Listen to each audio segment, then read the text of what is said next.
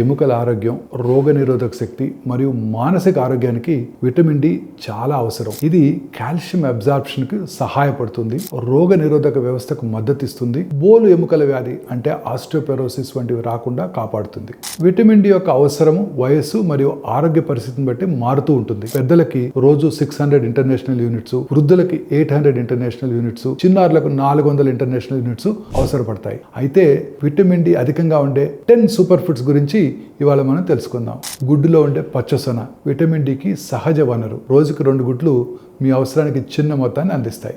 సముద్రపు చేపల్లో vitamin D మరియు ఒమేగా 3లు సమృద్ధిగా ఉంటాయి. బలవర్ధకమైన ఆవు పాలలో కాల్షియం మరియు ప్రోటీన్స్ అధికంగా ఉంటాయి. అనేక దేశాలు ఆవు పాలను విటమిన్ డితో బలపరుస్తాయి కూడా. ఒమేగా 3లు మరియు విటమిన్ డి అధికంగా ఉండే ఫ్యాటీ ఫిష్, ట్రౌట్, ఇందులో పోషకాలు చాలా అధికంగా ఉంటాయి. ఇక కాడ్ లివర్ ఆయిల్ విటమిన్ డికి శక్తివంతమైన మూలం.